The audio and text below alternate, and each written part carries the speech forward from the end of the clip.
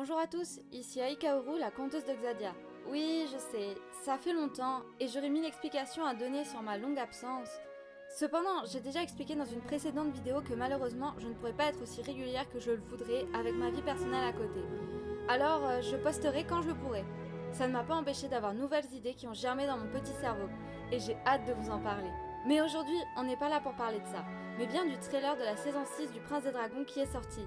Le conte officiel du Prince des Dragons nous avait bien fait attendre jusqu'ici, avec de superbes illustrations d'Aravos qui confirment mes suppositions sur la magie des elfes des étoiles dont j'ai parlé dans une précédente vidéo. Mais aujourd'hui, nous avons enfin des images et surtout une date de sortie. Allez, on voit ça ensemble ?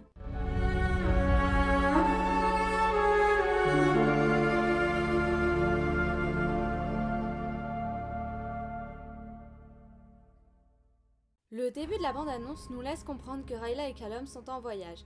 Ils sont allés jusqu'à des contrées enneigées et se retrouvent face à une étrange structure volante que nous avons, à dire vrai, déjà vue dans une image de promotion.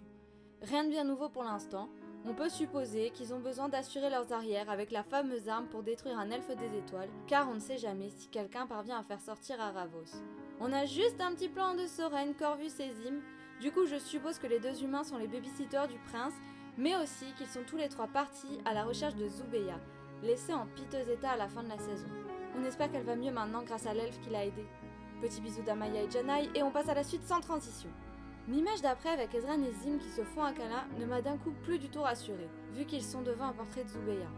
Donc soit c'est avant que le groupe ne parte à sa recherche, soit c'est après et finalement, on sort les mouchoirs quoi. Le plan suivant nous montre Claudia et Terry au coin du feu. Ils la coiffent tout simplement et tous les deux sont de dos. Au vu du premier trailer de la saison 6, on peut conclure qu'il n'est pas mort, même si je m'en doutais déjà. Je pensais que Claudia l'enfermerait pour le garder toujours avec elle, mais apparemment il reste avec elle de son plein gré. Ou pas ? Peut-être qu'elle le maintient à ses côtés grâce à un sort ? Terry ne serait pas du genre à la fuir, mais la peur de Claudia d'être abandonnée serait telle qu'elle ferait tout pour ne pas la revivre. On voit ensuite Callum et Rayla de dos, face à une fenêtre. On a vu plusieurs couples s'enchaîner, ou simplement des personnages proches de dos. Cela fait écho au discours d'Aravos sur l'amour, je trouve, et je suis sûre que ça a été fait exprès. Encore une fois, l'amour va être un thème principal dans cette saison. Du moins, c'est ce que je pense. Ensuite, on passe à quelque chose avec plus d'action. Ezran a l'air de devoir partir à l'action, justement. Peut-être quelque chose de vraiment sérieux ? Un affrontement ? Il y a une créature immense qui, mon Dieu, est trop stylée. Mais j'ai pas grand chose à dire dessus. Puis on voit des elfes du ciel voler en cercle dans une grande salle au-dessus de Callum et Rayla. Anecdote, quand j'ai vu cette vidéo la première fois, j'étais persuadée que c'était des elfes des étoiles. Non mais depuis quand ils volent sérieusement ? Et depuis quand ils sont aussi nombreux ? En tout cas, ils ont l'air de jouer un rôle très important dans la structure volante.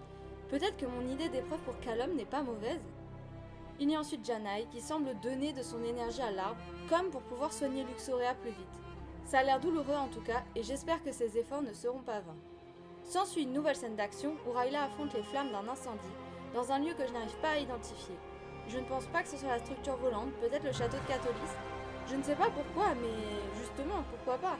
Il y a beaucoup de tension dans cette saison, alors la faire éclater serait extrêmement intéressant. Je pense que la scène qui suit fait partie des plus intéressantes. On voit Viren qui se dispute avec Kapar.